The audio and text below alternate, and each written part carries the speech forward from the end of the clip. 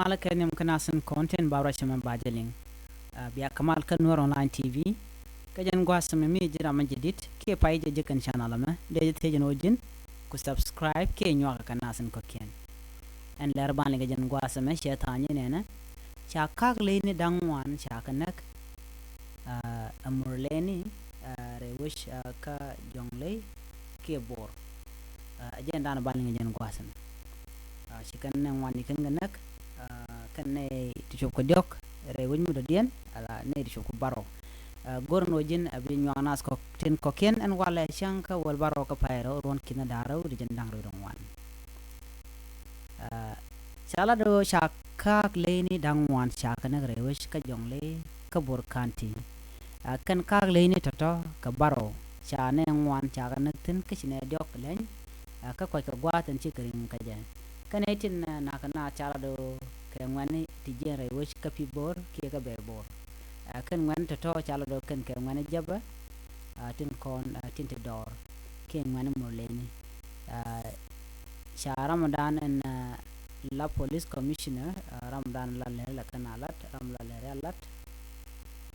te goro mi chala do nena moleni ne dok ko ken kan na kare wi ka nyi di payam anyi di payam no dia na me chane dio ko to chaga na tin chaja la di nono rama la leri lat ka pibor abraham keleng re wich ente jabatin ke re wich morleni gwada na te tin wini mi chala do tel mi shikan len ke tel mo ngai kana ga kuire ga man shot la re wich ni bor lat kan no man to kwinya ya dundo baka roch karamandan en la leri lat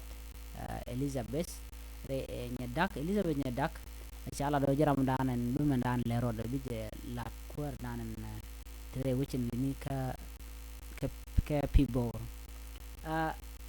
den ka bor kana mulene inshallah do la kana nyen ka gwase dan lo karodien ki la kor ki la kana tani shang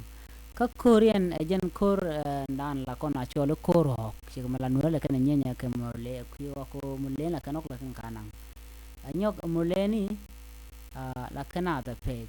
nan kan gat kana ere koro maba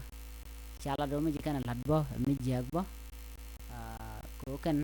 te ga ter won ga jang che mo te ga ter kan warma chala do shi garonak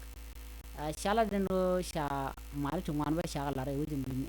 mi dundo shi kan wo gwazdian ka do dan de mal de lat ke ana mo nyu de jagwa o sha mal chai de mal nga malat ke ja kam le ne kan nasan tere ka jongle